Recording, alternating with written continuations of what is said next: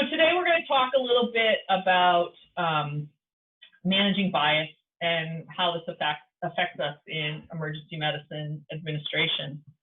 I'm hoping that we'll have a good conversation and people will participate and pipe up with their comments during this. So the first step to managing our bias is to understand that we all have it, right?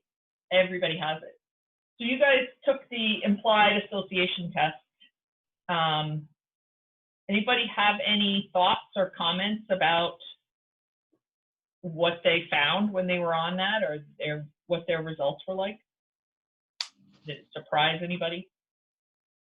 Hi there. Hey, Jen. You know, Jen will always talk. We love I actually found it interesting because it's, I hadn't done an implicit bias test before, and I did this like months ago, I think, when we had first gotten the email. And I've since done a couple at work, and it is interesting just to see how your brain is wired, right? You think when you're making conscious decisions that you're really in charge of it, and to actually kind of let your brain take control. It's insightful. So it was interesting to do and surprising. Yeah. It's also interesting to think about how far-reaching some of these biases are. I think I always only associated it with, gender bias or racial bias or, age, but I mean, it's very pervasive, and it goes to things like, I thought about, Southern accents, which I have one, and how we can sometimes associate that with different things, and where people have gone to school, and it really does, if you take a step back and just think about how widespread it is, it's pretty disturbing. Yeah. I mean, you think about it as people having bias about like where you're from, what part of the country you're from. I'm from the Northeast. Some people think we're very like standoffish in the Northeast.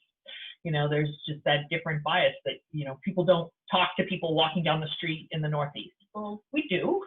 It's just, it's probably different than it is other places. I applied for a job at Duke University, and one of the things the recruiter told me is one of the reasons that they rejected me is that they were only accepting people who had experience at certain universities, and Brown was not on the list. And I thought, really? That's like some serious bias, that you had to have worked at a certain group of universities to be even considered for the job. And I thought, that's really, that was serious. And they admitted it, they said, this is all we're taking. So I think it's critically important that we understand, that we all do have biases, and these do affect us every day in our work. What experiences do you think contributed to your results? What could be the impact of the results on your work environment? And how do you think these results would impact you if you're a clinician? So I want you to let's think about if we were the doctors, if we were the ones taking care of the patients, what's the impact of, having biases in the emergency department for those clinicians?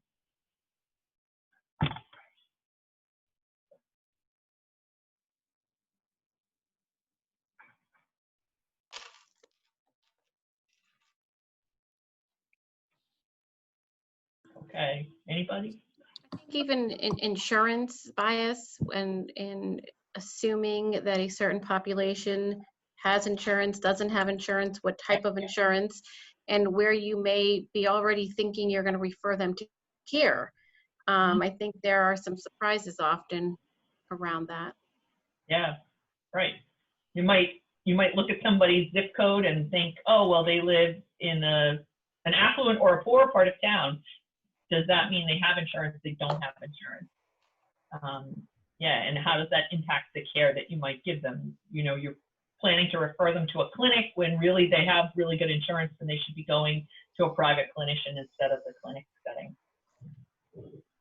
Other thoughts? All right, Paul Marino, you're not muted, so what are you going to tell me? Maybe pain medication. I don't know if they're more likely to or quicker to administer pain medication to one population compared to another. Yeah, right. So if somebody comes in and they look like really well put together, are they more likely to get Vicodin than the person who looks a little disheveled? You know, so there's that kind of a bias. There's, you know, one of the implicit bias association tests you can take is about, you know, fat people versus thin people. You know, if you're a clinician and you have a bias against fat people, that could impact how you care for them. What about the patient, from the patient's perspective? What if they have biases? How will that impact their patient encounter? What do you think? All right, Ned, what about if you have a bias against tall people? You got to unmute yourself.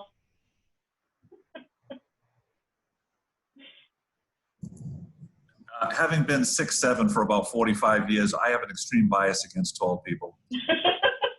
They're difficult to buy clothes for. They're cranky. My own experience, you know. Right. But so, yeah. So, I mean, there's all kinds of biases out there. And some, you know, if you're the tall person and you get this really teeny tiny doctor, you know, would that impact, you know, how you interact with that doctor? I mean, obviously there's a huge gender bias issue for clinicians where lots of female clinicians get called nurse or miss or something else. And every female doctor that I know has experienced this, has been called nurse from some point in their career up until, you know, last week. It's a very common thing that happens to women who are physicians. And so, you know, those things are really important to think about, that we make sure we're keeping our biases in check and that we're educating our residents and our physicians about bias as well. I mean, I think part of the job of the administrator is to make sure that some of the education that goes out is well-rounded for everybody in the organization, and that includes the education that's provided to our clinicians, talking with our educators and our administrators about how do we manage this and how do we make sure that, you know, that we're hiring as diverse a population of clinicians and staff as possible, and that we're not forgetting people or certain populations. You know, you just said when you were talking about the way that people can treat female physicians and calling them miss, that makes me think of, so I was raised and brought up in Mississippi, and I was raised to always refer to people as sir or ma'am, that it's just a form of respect.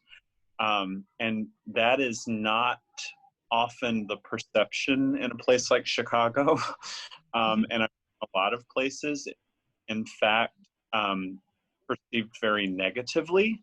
And so that makes me think of, you know, my place sort of taking a step back and being introspective and trying to not give the perception of bias that I might have to put myself in someone else's shoes and think about not what my intent is, but what their perception might be, and how important that is. So I've tried to stop saying yes, ma'am, or yes, sir, because it doesn't always get thought of favorably. It's funny you say that, Travis, because I hate when people call me ma'am. I don't know why, but it just goes under my skin. And I hear that a lot.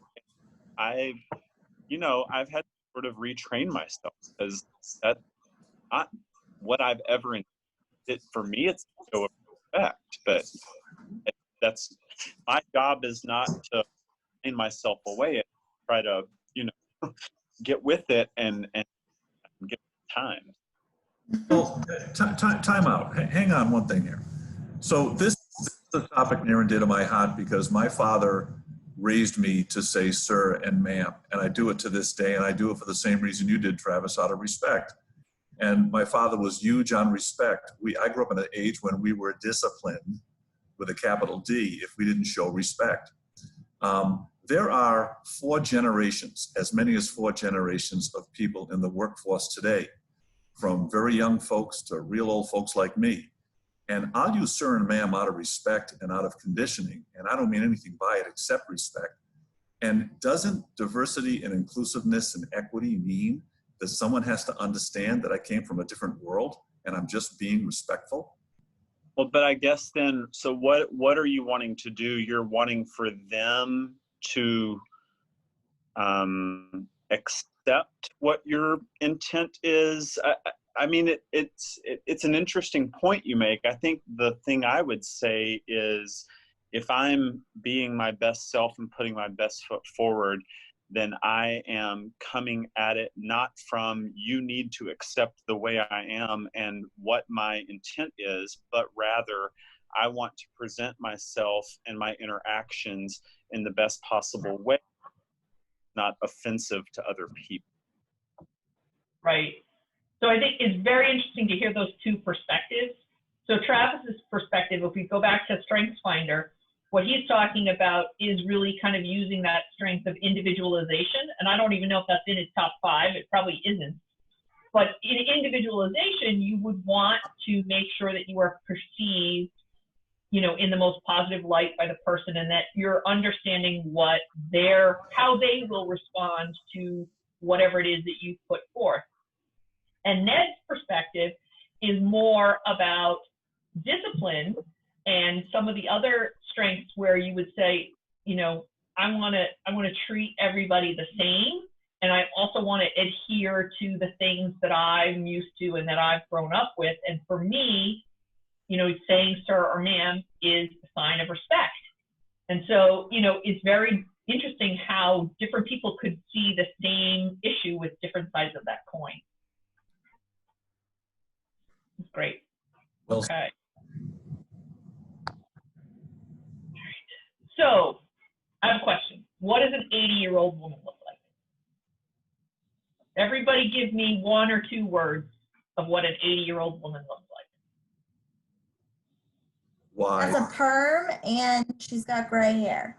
Has a perm and gray hair. She's wise. Wrinkles. Wrinkles. We're getting some chat. I like those. Whatever she would like to look like. Strong was another one. That's good. Strong. Okay.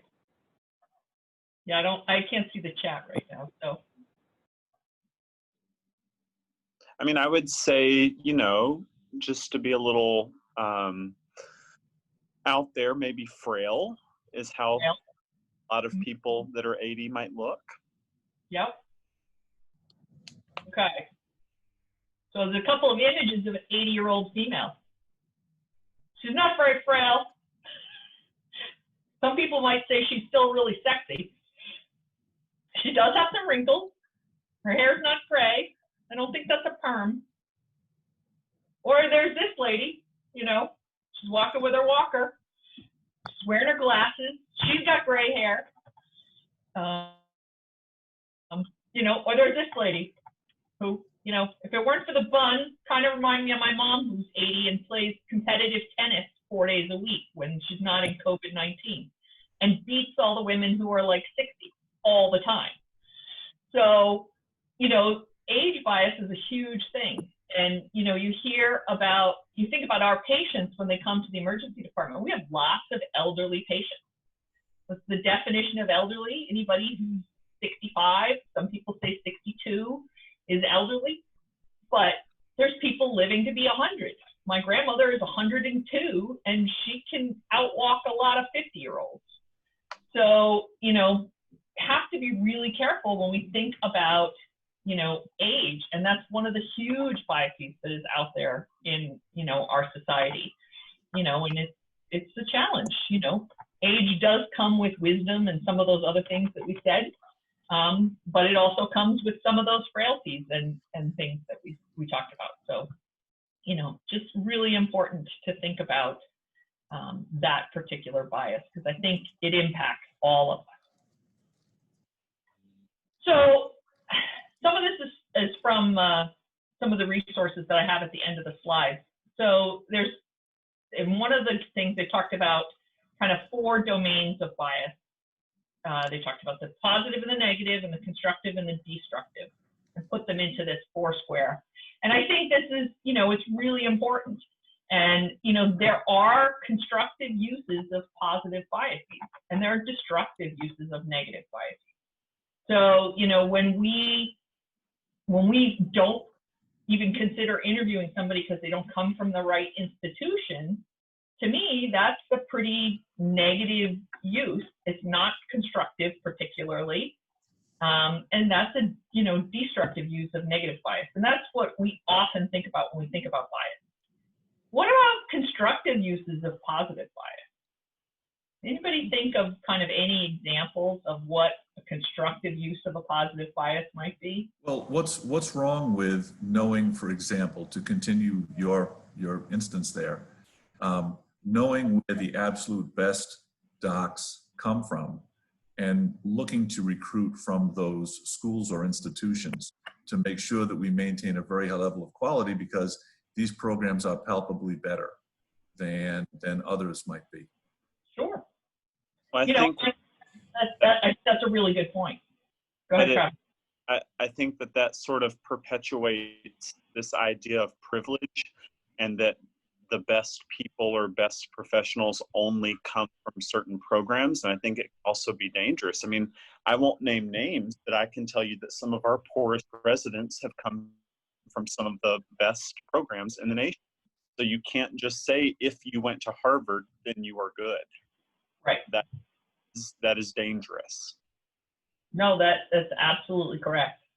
I mean, I think when you're screening, though, for new recruits fresh out of residency, the institution that they did their residency at is a factor.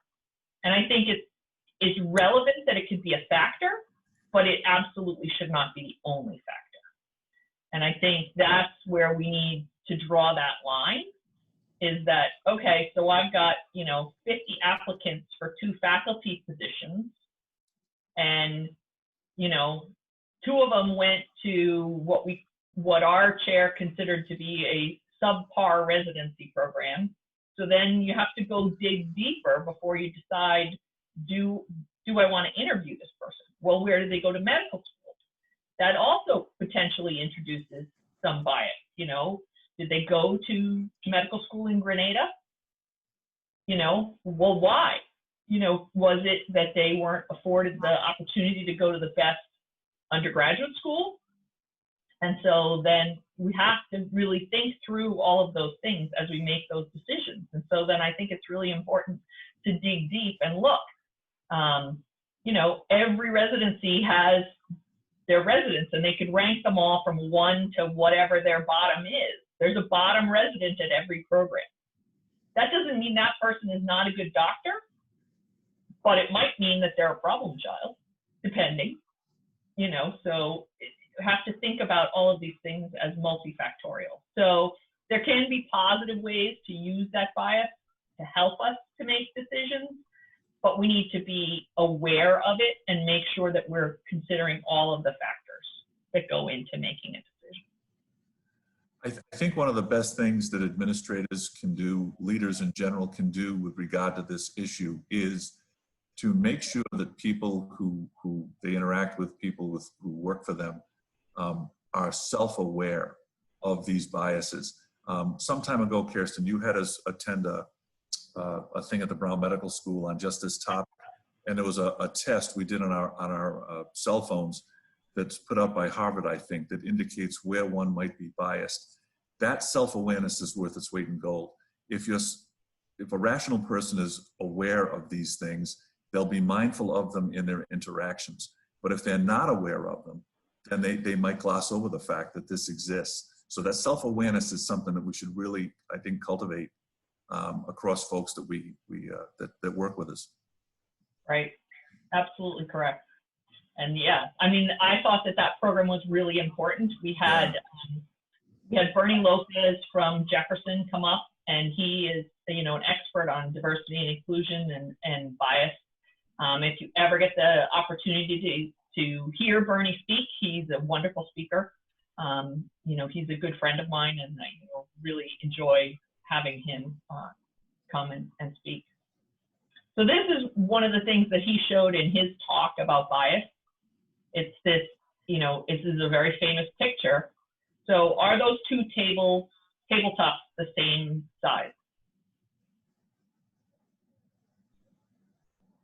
Jen's shaking her head no. I can see her on the video. Nope.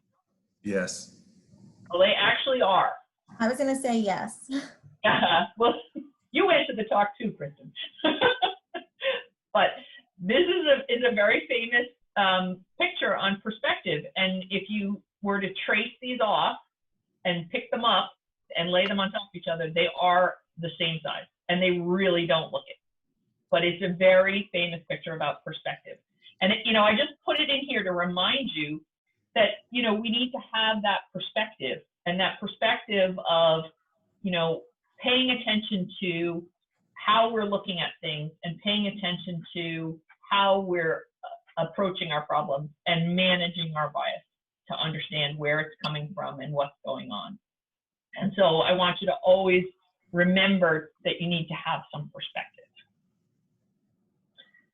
So this is also from one of the references that I got, and I thought it was a great way to kind of put bias into context. And so what they said was one of the first steps to addressing bias is to pause. And they put pause into this mnemonic. Pay attention to what's actually happening, acknowledge your own reactions, understand the other interpretations that may be possible. Exactly what we talked about with the sir and madam thing. Search for the most empowering, productive solution and execute your action plan. And so I thought this was a great way to kind of break it down and to think about this. And, we could use this for bias. We could use this for almost anything in our daily life. And so, I think it was a great thing to kind of hold on to. So pay attention, acknowledge, understand, search, and execute. So I'd offered that as a. So one of the ways that we can soften our bias is by getting exposed to various people, various environments. Engaging with people who are different from us can help us to build a sense of empathy. When I was an undergraduate in college, I took an anthropology course. And one of the things that the anthropology teacher had us do was we were supposed to go to an environment that was dominated by people of the opposite gender from us. And we were supposed to observe their reactions, and, we had to write a paper about, what we observed and what was going on in our interactions in that environment. So I went to a seminary school, which I thought would be filled with men at the time. It was the early 80s, but there were some women there. So I wasn't as successful at finding a completely male environment. But it was really interesting to kind of see what the reactions of the people were to me being in their environment. It was actually a very friendly environment. I think it would have been different had I gone to, I don't know, a football practice maybe or something. But, having that exposure to people in those different environments, I think, is really important. So how do you think, anybody have any ideas about how we might use this ourselves in preparing, working on our own biases?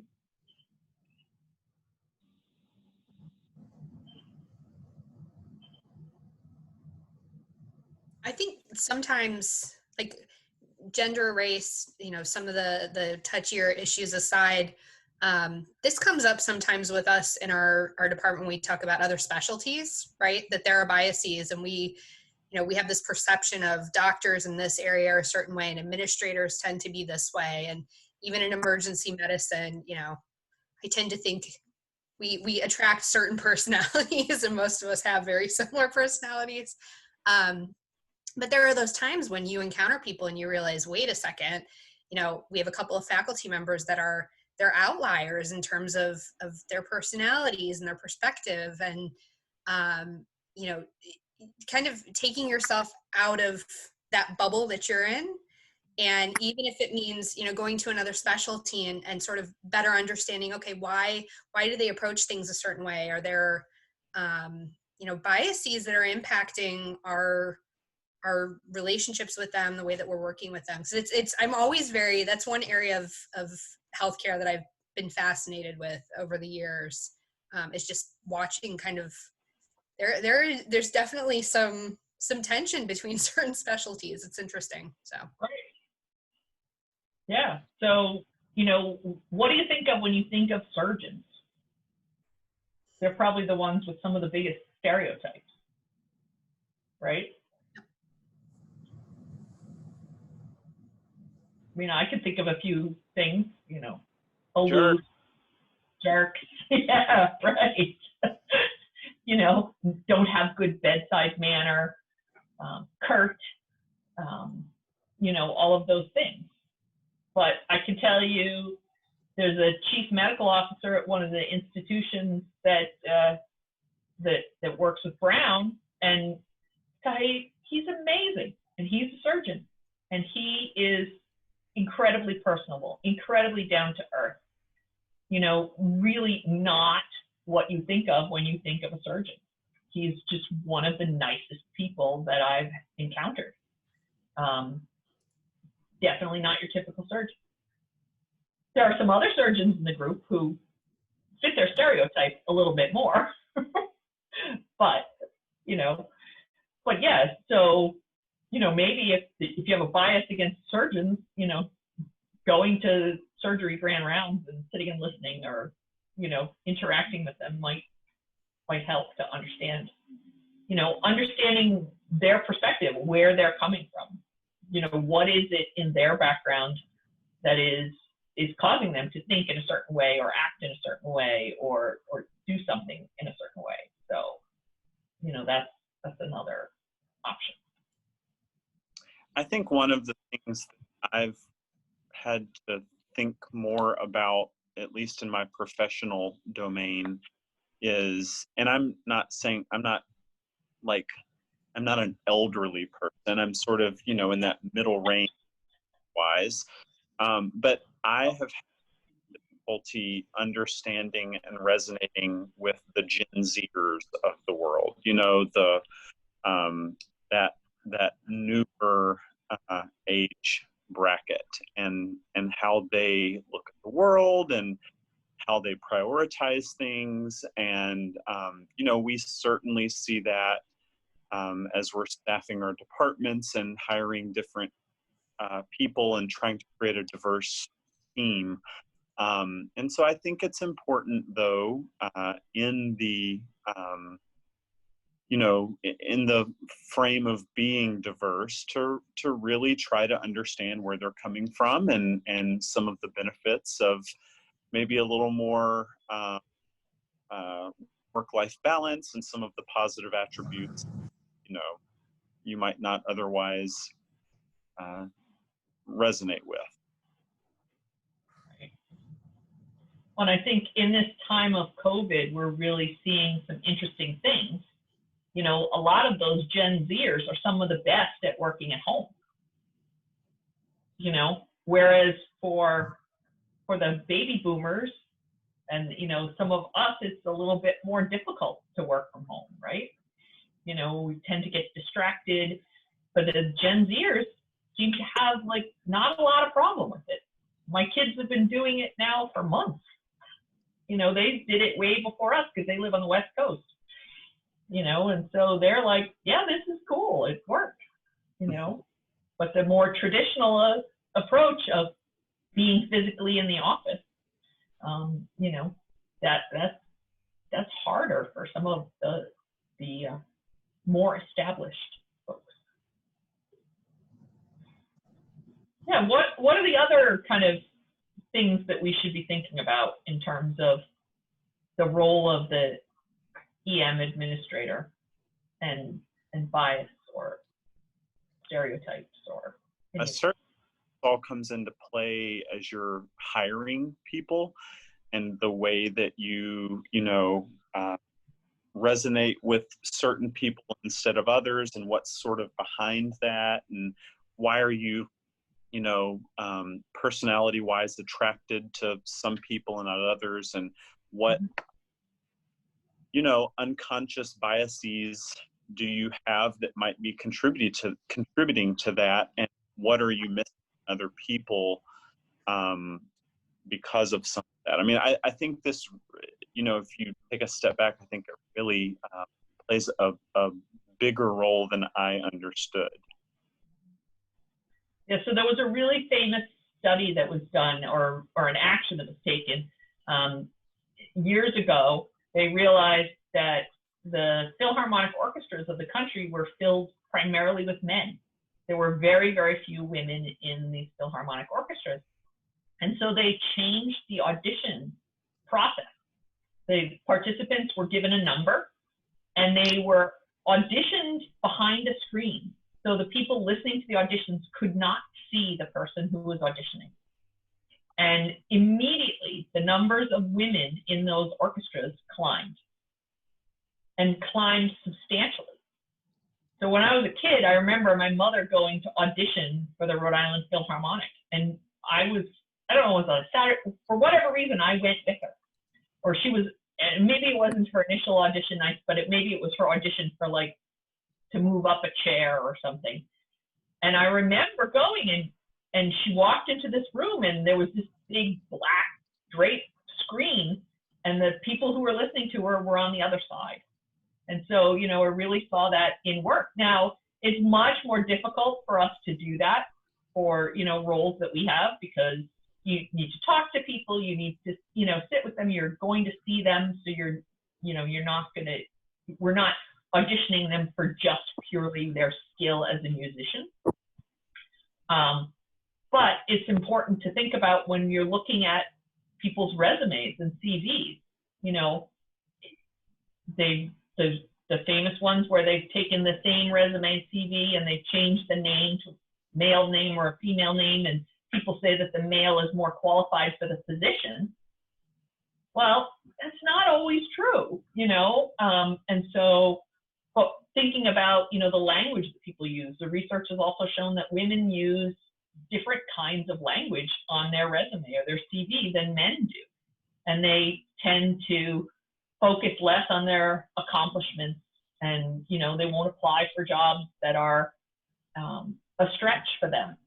And so, definitely something else that we need to think about when we're looking at all of this stuff.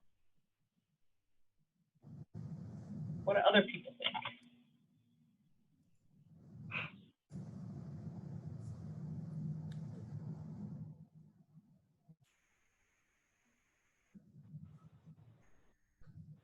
I think these differences all add to the flavor and the fabric of diversity.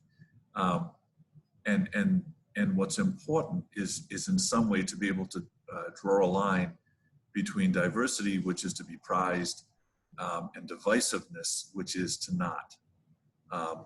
So the differences need to be a reason why maybe when we make a decision, we consider more points of view, and we hopefully come up with a better decision. I think the research shows that heterogeneous teams make better decisions than homogeneous teams. And so that's a really good thing.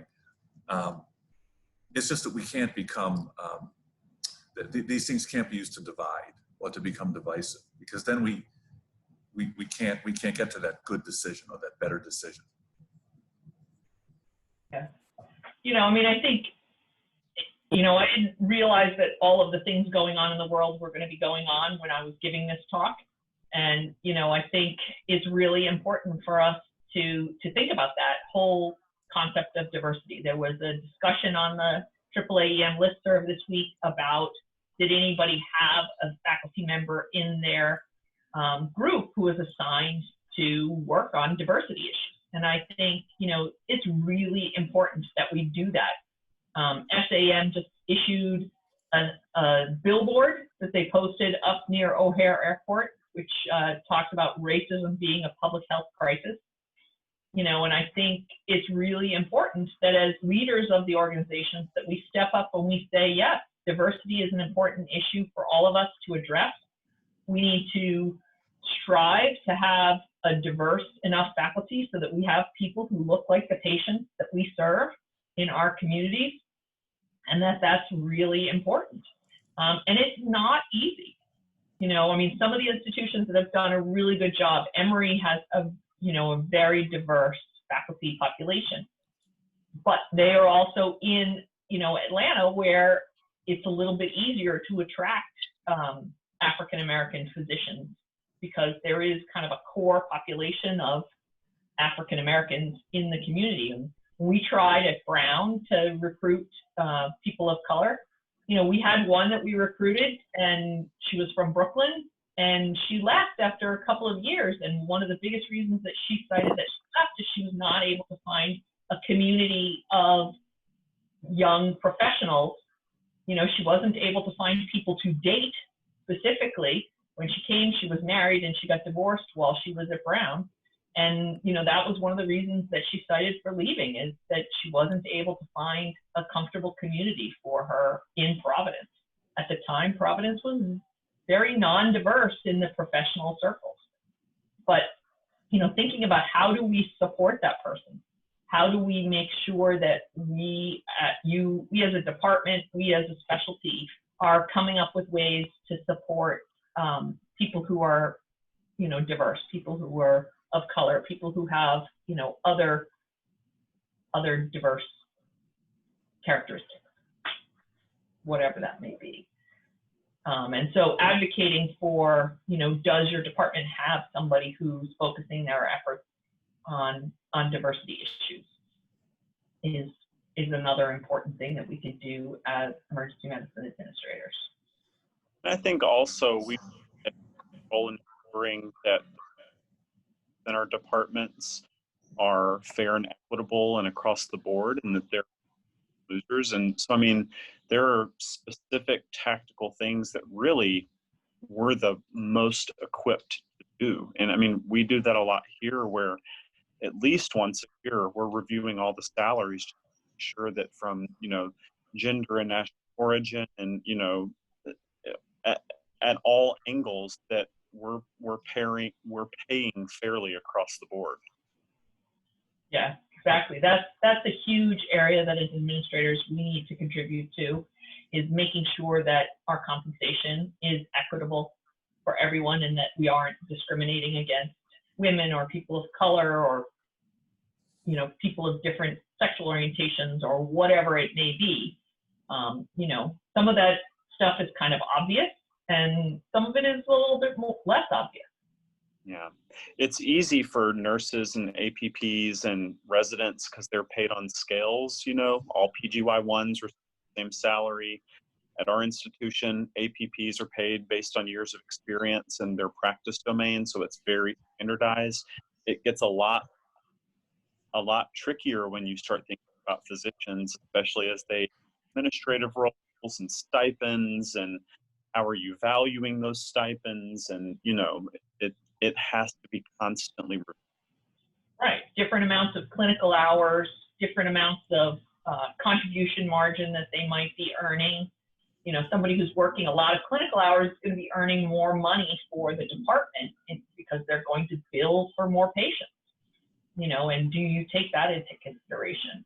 And then you have a researcher who's working very low clinical hours, bringing in a lot of research dollars, but you're probably not going to get rich on research dollars as a department. So, all of those things are factors.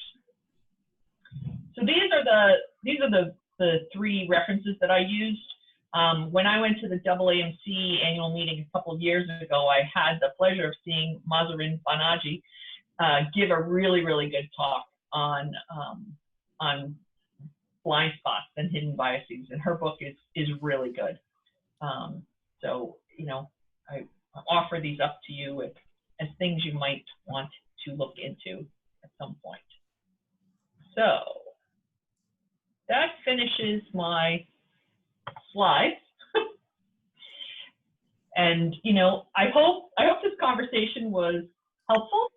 You know, I think it's a really important topic for us, and it's pretty timely going on right now. So what else? What other burning questions are out there? Nobody sent us any questions in advance. We still have some time. We're 45 minutes in. I wanted to try to have a session that would be a little bit more like when we were in person, where we could have a good conversation going. But I really want it to be stuff that's relevant to you guys.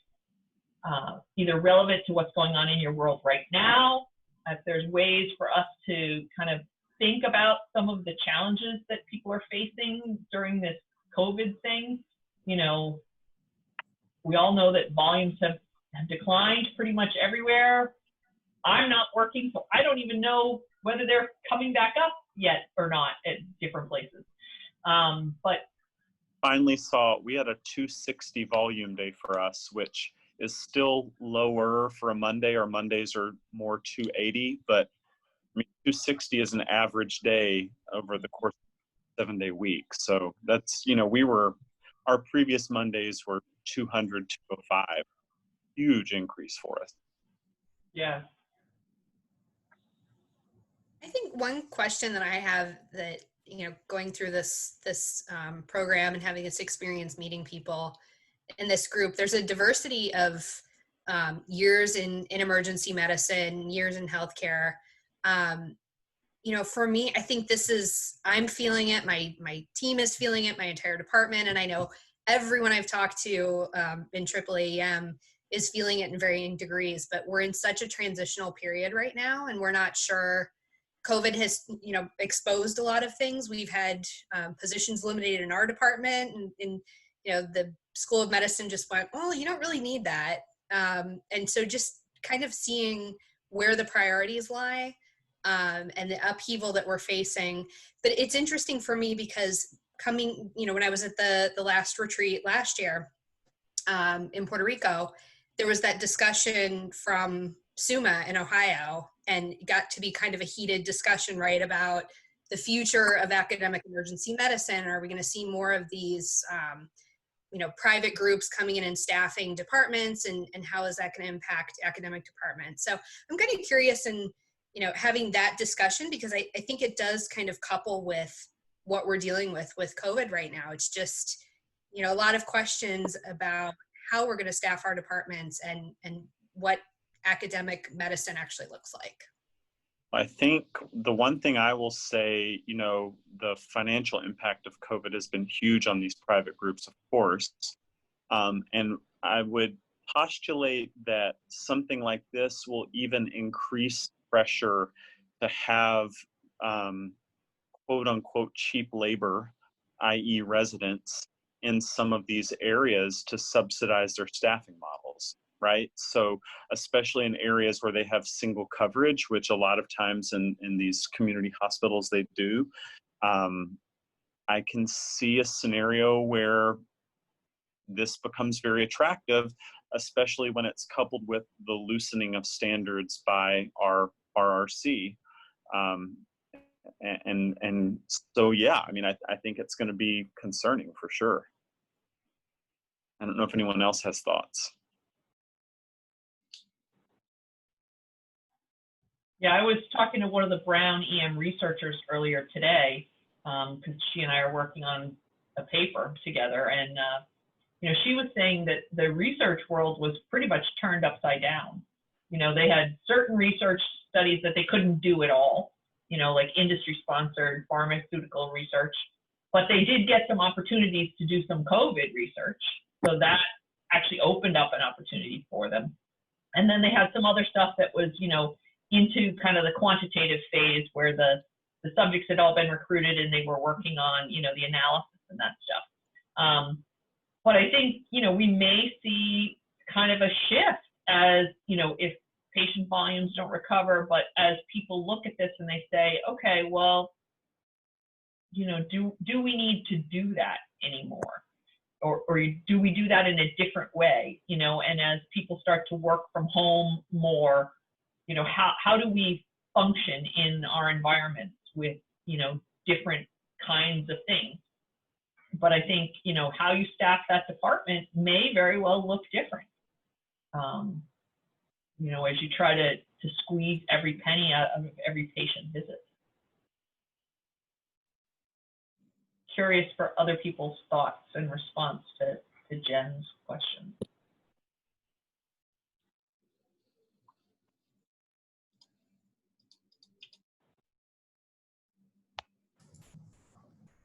I don't have much experience in this industry, obviously, probably less than anyone here.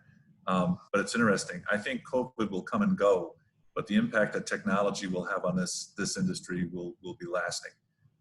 I think that we're just starting to see telehealth and other sorts of technologies make their inroads into this business. But it's going to continue. I think that technology will prove itself to ultimately be the great disruptor, as it has in so many other industries. On the one hand, it should enable doctors and expedite the process and make it so much more efficient to diagnose people and treat them. By the same token, we may need a lot fewer doctors. They are the most expensive thing in the room or in the supply chain, right? So it may have quite a change. I wonder if we were sitting here 10 years from now, how different things would be, and that's not a long time. Yeah, absolutely true. And I think the technology angle is key. That, you know, technology is going to change. It's changed the way we're doing this program. We're doing it via Zoom, and I never thought we would do that. You know, when we first conceived of CAEMA, people said, well, let's do virtual. And I was like, no, we have to be in person. And I do think there's huge value to being in person, because when we're in person, then I can tap you on the shoulder and say, okay, now you talk. But it's harder to do that on Zoom, and it's harder to get that conversation going when we're not sitting together in that same room. And, you know, you can do things, you can have separate meeting rooms, you can break people up into smaller groups, but it's a little bit more difficult to do this kind of a program virtually. But I think that technology there's going to be ways to do all kinds of things virtually that we couldn't do before. There was a program at Brown, and I don't know if it's still, one of the doctors was working on a way to have the paramedic go into the home and assess whether the patient needed to come to the emergency department or not. And so, you know, if technology changes enough so that they can go into the home, maybe with a little video device, and then the entire patient visit can happen there. And, you know, the person doesn't need to come to the emergency department at all for many things. You know, the paramedic could administer medications, they could start an IV, they could do a variety of things. Well, a paramedic is a much cheaper resource than a physician. And if they had a video uplink to a physician who was sitting somewhere ready to kind of do the consult, and you could get paid for that, then, you know, that would be tremendous. Just think of the savings that might occur. You know, less time, then the patients who are really sick and really need that bed can be there. You know, if there's a way to turn over those patients in our emergency department beds faster, then we can see more patients overall. We can, you know, move patients who need to be admitted. If there's a way to move them out of that department faster, there's a lot to be said for that. And so you reserve the physician resource for the time when the physician hands-on is critical. You know, you need a physician, or you need someone to physically suture a patient. You need a physician to put in a chest tube. You need a physician to do certain things, but there's a lot of things that can be done without actually the physician themselves touching the patient, if you have somebody else who can touch the patient. Yeah, and part of all this telemedicine is that, you know, state regulations vary wildly on how telemedicine can be reimbursed in the state and what the private insurers can do. I know where I came from in Mississippi, because of the rural nature of the state, there was a huge push for the legislature to sort of loosen some of the requirements, and that made telemedicine a financially feasible model. You know, we've seen some of the requirements be loosened during this COVID time. What is uncertain is what the you know, aftermath will look like and how much of that will go back. And so it's probably, but it's probably going to differ institution by institution based on your state, or in Jen's case, your district requirements and regulations. Yeah. But I think the patients are going to be demanding it. They're going to be demanding ways to see their providers without having to go physically to an office. I mean, think about my mother-in-law. When she needs to go to her oncologist office, my husband drives 45 minutes to her house, picks her up with her walker and her oxygen, gets her in the car, drives 40 minutes to the city, takes her to that visit. She spends 3.5 minutes with the physician after spending a few minutes with the nurse who takes her vital signs. And then he turns around and repeats all the previous steps to get her back home. So it takes him easily 3 to 4 hours for a 10-minute doctor's visit. Well, that's not a great use of resources. Not a great use of his time, and it's not a great use of gasoline and all the other things and disruption. And my mother-in-law is usually exhausted by the end of all of that, because that's a lot for her. But she lives in assisted living, so somebody there could take her blood pressure. And during this time, that's what's happened: is somebody takes her vital signs. They send somebody a day before to go draw her blood for the blood draw that she needs, and then that visit happens virtually, and it works. It's beautiful. Kirsten, this is Michelle. Yeah. To your point about that, there's a population of patients that I think will probably be some of the first to be looked at in this, and that's the patients who require non-emergent ambulance transports to and from their appointments. I see that being one of the very first groups to say, no, something different needs to happen. Mm-hmm. Yeah, absolutely. And my mother-in-law, she didn't have family around. She would be one of those people probably. We were paying for a service to take her back and forth for a while, and then, that wasn't working for various reasons. And so my husband ended up taking it over. But it's really key, because those kinds of visits. And so for those of us who are involved in multi-specialty groups, it'll be important to be thinking about that beyond emergency medicine, but then thinking, how can emergency medicine help with this thing? Because many, many things happen through emergency medicine providers. I mean, we've got a lot of people doing basically primary care in the emergency department because people don't have access to a primary care physician or provider.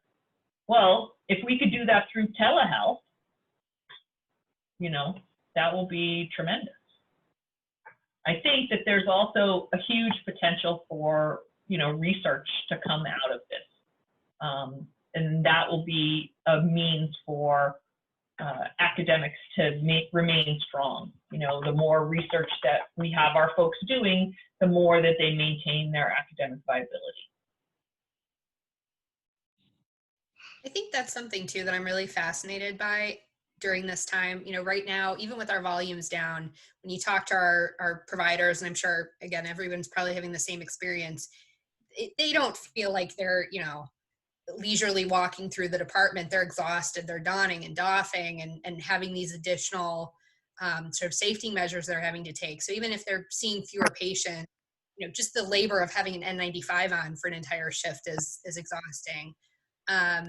So once we're through this period, if we see that patient volumes don't go back up, I see some anxiety among some people in our group, like, are you going to need fewer of us, or will things change? And so for me, just to sort of watch, we're doing follow-up visits now for patients who are seen in the ED to make sure that if they were COVID positive, that someone is tracking what's happening after they leave, but making sure that they're getting set up with primary care if they haven't had it. So I'm sort of curious too if this is going to lead to more longitudinal care in emergency medicine, and how that's sort of going to be received by.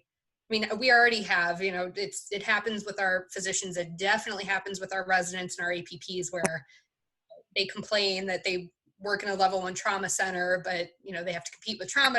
I know everyone goes through the same thing. Mm-hmm. There's already that complaint that they're not seeing, you know, the exciting cases and not getting to be the heroes they wanted to be. So I'm sort of curious what that's going to look like post-COVID too. Right. TBD, I guess. Especially with our primary care physicians. Mm-hmm.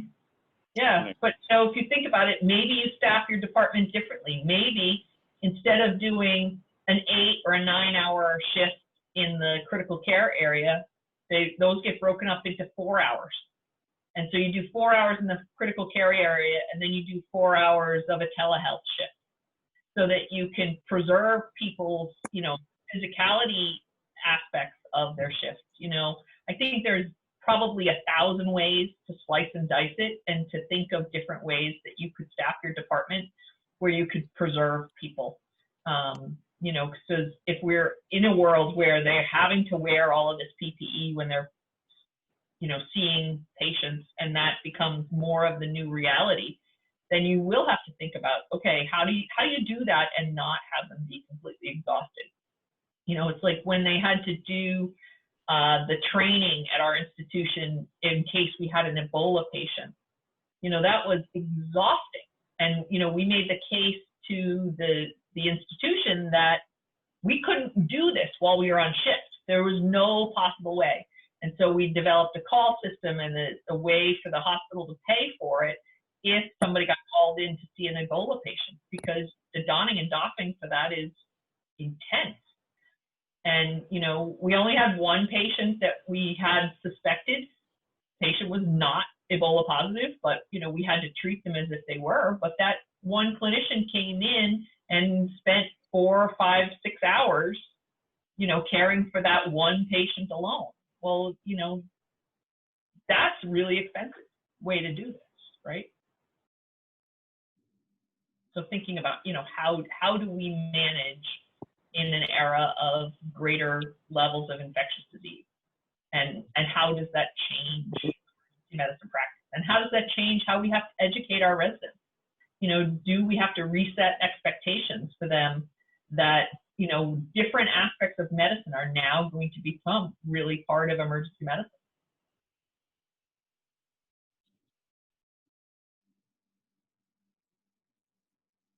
What other topics?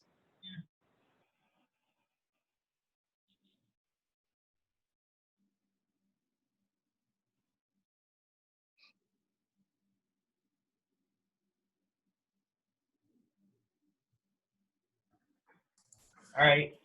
So Jessica, what does it look like in Seattle right now? Your place was one of the first places to be hit with this disease. And so how is it impacting your life?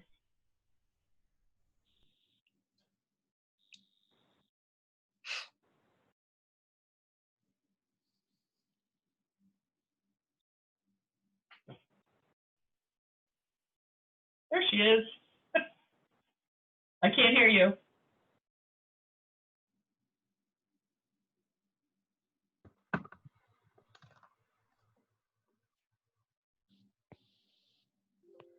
Can you guys hear me now?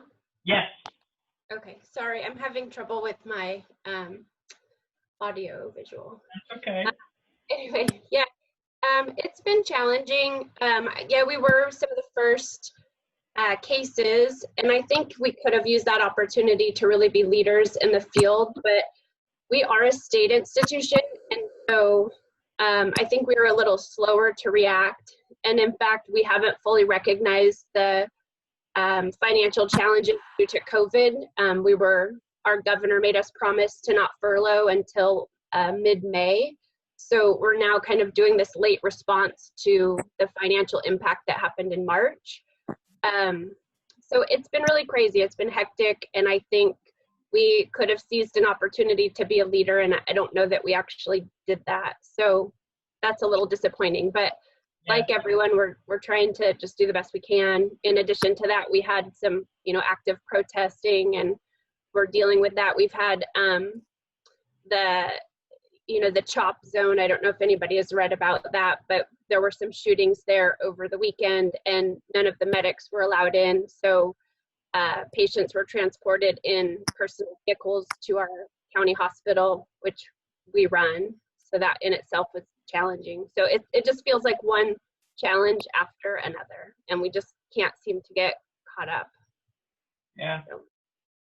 It is amazing how many different circumstances you have to work through as a state institution. I've been on both sides, and it's a much more complex, set of challenges when you're a public state-run institution. Right. I mean, I think you've got a whole different layer of politics laid on top of everything when you're a state institution. And then you've got some other really practical challenges. A lot of times, everybody's salary is public information. And so for a lot of people, that's a really uncomfortable thing. And so, thinking about, okay, how do we navigate through that? And so some places, I know in Indiana, they get two salaries. They get one from the university and they get one from the hospital.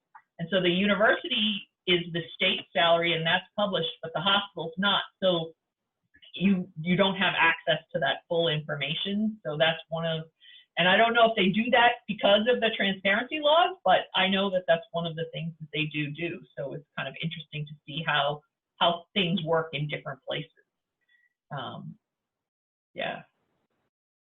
So anybody else have any other things that they wanted to chat with the group about or ask about? I just wondered how everyone's healthcare system was faring financially. The hospitals that we operate in, we work in, because I know that this has been really, really tough on hospitals.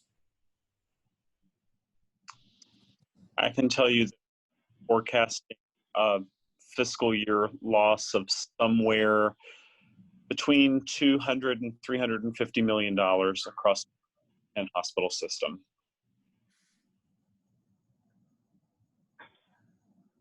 Yeah, I think those kind of numbers are going to be big losses that people are going to see across the country.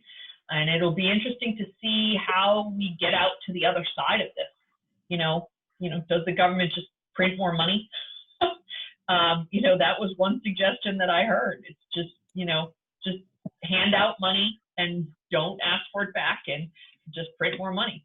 Obviously there's other economic ripple implications to that, but this is a worldwide crisis, and it's not like it's just the United States or just the United States and China that's seeing this. This is seen in almost every country in the world and having these kinds of devastating financial consequences everywhere. The loss of productivity amongst our society has changed. If you think about our industry, it's bad, but what if you're in the hospitality industry? What if you're in the music industry? If you're someone who, makes their money putting on concerts or acting, your work's on hold for a long time. And that's going to have a huge ripple impact. That child is very cute, Jen. Thank you. Do you want to say hi? No.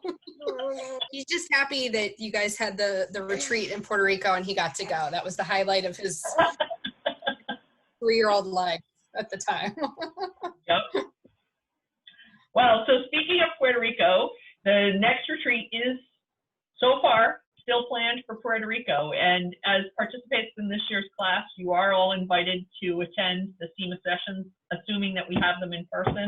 Let's hope at that retreat, as since we missed our retreat this year in Palm Springs. Other thoughts, questions, concerns, ideas? Well, we've enjoyed having everyone in our program. You've made it incredible. This was only our second cohort and my first time helping with it. So you've made it a great first experience for me. So thank you. And thank you for being so flexible during all of this. We're sad that we didn't get to do it in person, but we were able to finish things out. Yeah, no, I want to echo what Travis has said. It's been a great year. You're a great group of people. I think you all have, great careers ahead of you. And I hope that this program over the course of the year has been helpful to you and as you've learned a few things. You know, I always say when you go to something educational, if you get like one good little nugget from each thing, then it's been successful. And so I hope we've been able to offer you those nuggets that will help you in your careers. And, you know, Travis and I are both resources for any of you at any time. If you want to reach out, if you have a question, you don't know who to ask, whatever, please feel free to reach out to us. You should have our contact information. We will be sending out a couple of things. I'll be sending out the links to the recordings from last week's session, and then we'll get a link to the recording from this session for those people who were unable to attend. SAM will be sending out your graduation certificates as well. We're just updating those with the new dates and the information on them. So you will get those. And yeah, we wish we could all be together, and I call a big hug and say what a great year it's been. But I've really enjoyed getting to know you all and learning about you. And there's Paul's shiny face, and he has a sunburn. Now see, in Frederico, he like cut his face open on the rocks, and this time he has a sunburn now. So yeah, so all right. Well, we'll give you back a little bit of time. Thanks again, and keep in touch. Thank you both. Thank you all. Great to see you. Yeah, you all as well. And keep in touch. This is nice. I was saying on the last wellness call we had, it's you know, I have a little group where I can kind of vent with people who actually understand what EM administration is